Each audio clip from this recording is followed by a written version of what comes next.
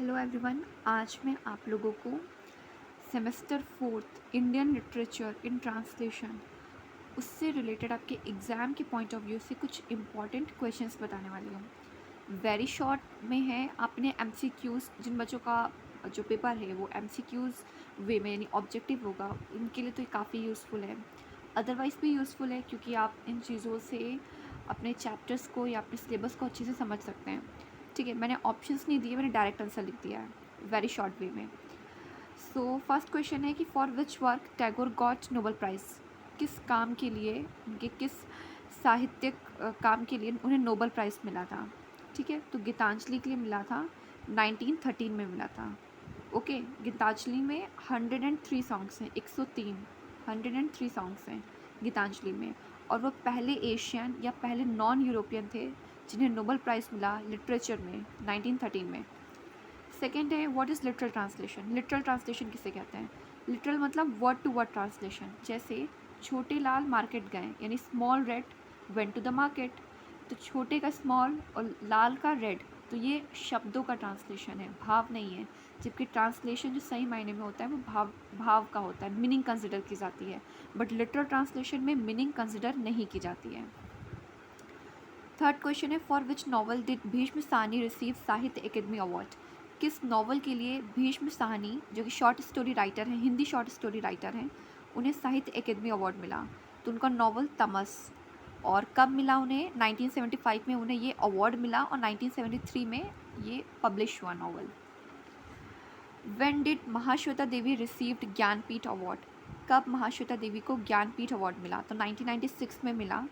और इन्हें Ramon Magsaysay award भी मिला है, जो कि जिसे एशिया का नोबेल प्राइज़ कहते हैं। महाश्वेता देवी को, बंगाली राइटर हैं, स्पेशली ट्राइबल्स के बारे में लिखती हैं।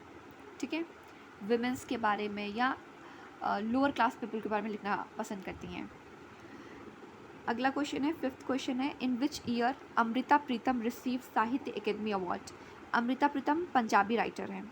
ओके, और इन्हें कब साहित्य अकेदमी अवार्ड मिला? तो 1956 में मिला। वो भी अपने पोएम सुनहरे, जिसका मतलब होता है मैसेजेस, उसके लिए मिला था। पंजाबी राइटर है। और पिंजर इनका जो नॉवल है वो आपके सिलेबस में मेंशन है। सिक्स्थ है who translated the garden of loneliness. इसे किसने ट्रांसलेट किया है? तो चार्ल्स एस.जे. वाइट ने ट्रांसलेट किया है।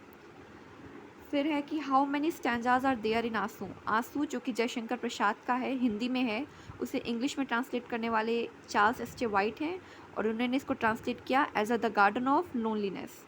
तो इसमें कितने स्टैंजाज हैं? 190, 190 स्टैंजा हैं।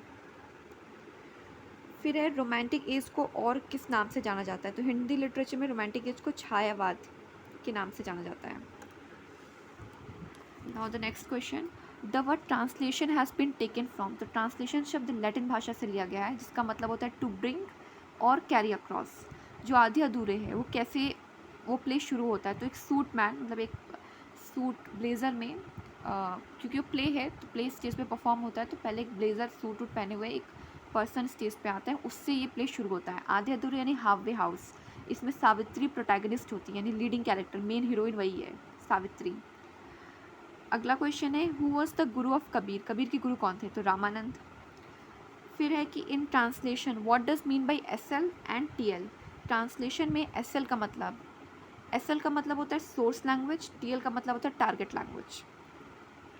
जैसे मान लो एस एल यानी आपका सोर्स लैंग्वेज है इंग्लिश और आपका टी एल टारगेट लैंग्वेज है चाइनीज़। तो जो भाषा आपको पता है, जिसके बारे में आप जानते हैं, वो हो गई आपकी सोर्स लैंग्वेज, और जिसमें आप ट्रांसलेट करना चाहते हैं वो हो गई आपकी टारगेट लैंग्वेज। तो मान लो मैंने कहा कि हेलो, ठीक है, तो ये मेरी सोर्स लैंग्वेज मुझे पता है। अभी इसको मुझे चाइनीज़ में ट्रांसलेट करना है, तो चाइनीज़ मतलब चाइना के लोग, जो चाइनीज़ जो लैंग्वेज है उसमें हेलो को निहाओ करते बोलते हैं, निहाओ, that means hello in China.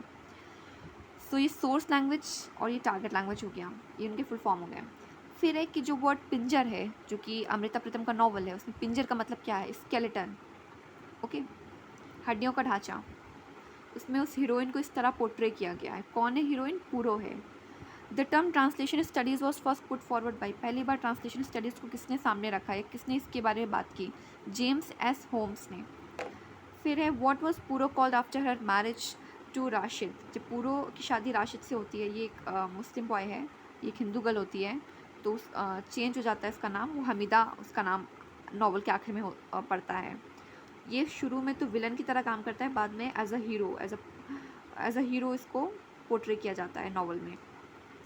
The poem Aansu was written on the death of the poet की किस सगे संबंधी की डेथ पर ये पोएम डेडिकेट की गई है या लिखी गई है, तो जो जयशंकर प्रसाद उनकी पहली वाइफ, फर्स्ट वाइफ पर, और ये एक एलिजी है। एलिजी का मतलब when we write on the death of a nearer और अ डियरर पर्सन, उनकी डेथ पर जब हम लिखते हैं तो उसे एलिजी कहते हैं। जो मैरी है, महाश्वेता देवी द हंट की जो प्रोटैगनिस्ट है मैरी, उसने किस लोकल मार्केट का जिक्र है, तो तोहरी मार्केट में बिजनेस करती है। घासीराम कोतवाल, ये किसका लिटरेरी वर्क है, विजय तेंदुलकर का है, जो कि मराठी प्ले राइटर है, और इनका प्ले कन्यादान आपके सिलेबस में मेंशन है।